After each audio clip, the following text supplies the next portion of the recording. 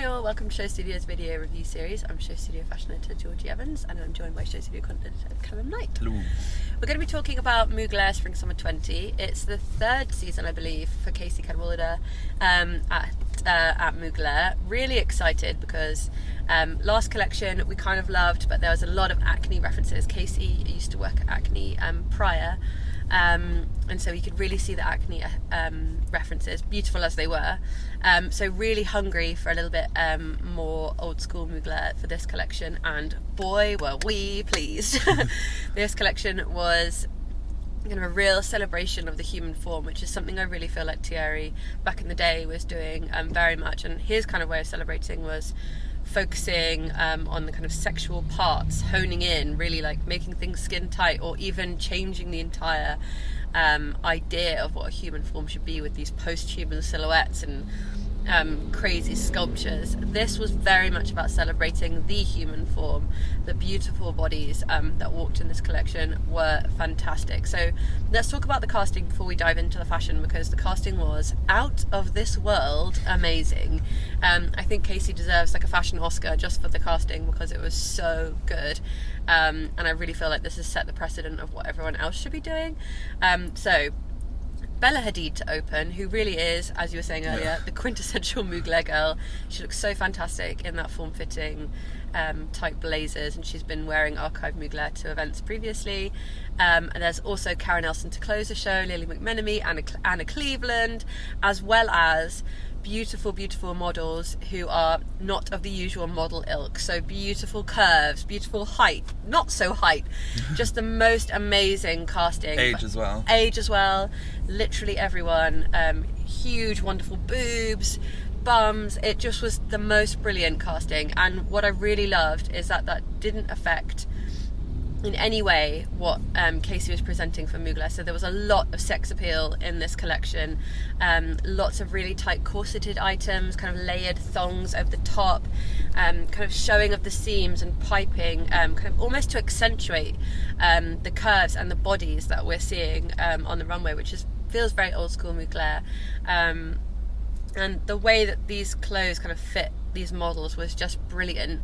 And normally when I'm looking at something that's so form-fitting and borderline lingerie, when you see it on a super skinny model, usual model, you try and put yourself in that realm and you think, who can wear this outside of the runway? But actually being able to see it on real people, real shapes, real sizes, really just brings it into reality, and it's immediately that much more covetable. I immediately want that look because now I know that it will look just as great on me as it does Bella Hadid. And I just think that's so refreshing. All the looks were so striking, and they had such sex appeal, raw sexuality, which I really loved. So opening looks have kind of really sheer tights with that piping down the back, which immediately makes you think of slight kind of sexual undertones, secretary vibes. And then again we've got this almost tribal element in the hair, which is a silver ring with strings and beading coming down on from a bun.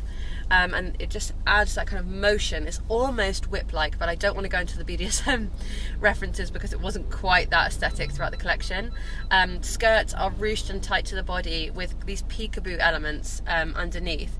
They're in these kind of silk satins, but I love that peekaboo, and it's almost like a dropped part of the skirt, which really accentuates the way the models were moving.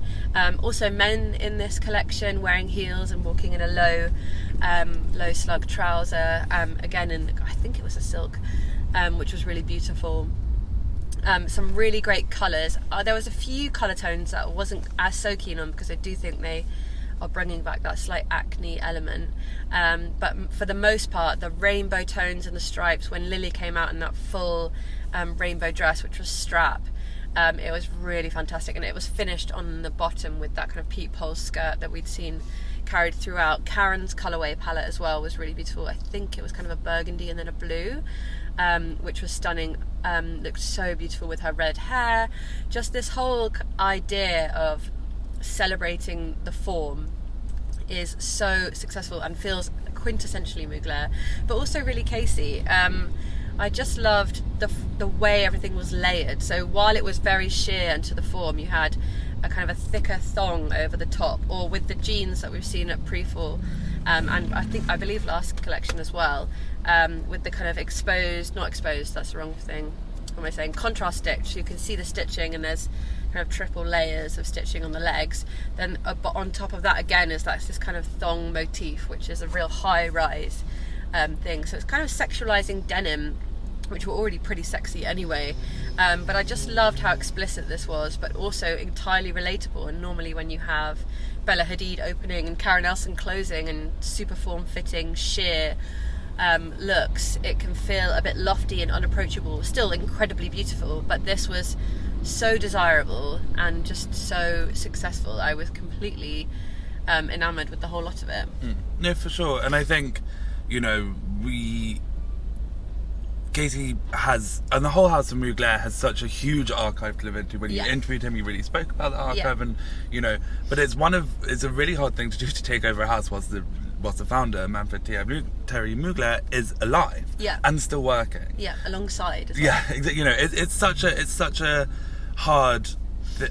a hard balance to get right, and I think today it was really found, and the way it turned out Casey did it, I think, was taking that power and actually looking to how people were styling things and how people are wearing their clothes. Yeah. So then taking that power and saying, okay, how do we do this? How do we achieve that same kind of, because it's quite street style in the best way possible. And in that same way, they're saying, I can imagine it on me, I can imagine it on all these people. Yeah. That means that it's really speaking to a lot of people, but that felt very street style in such a great way. Yeah. And so I can imagine them looking at just at how people are walking, how people are walking around and trying to take that level of confidence of, when you have a really good, not good hair day, but like a great outfit day. And if every piece felt like that and the models were really wearing their own clothes, which I think is really the power that kind of may have lacked in other ones, was that power from within. Yeah, and that's something that Casey says that he finds really important, is that he wants women to put on these clothes and just feel that jolt of energy and feel that kind of electricity that you would get.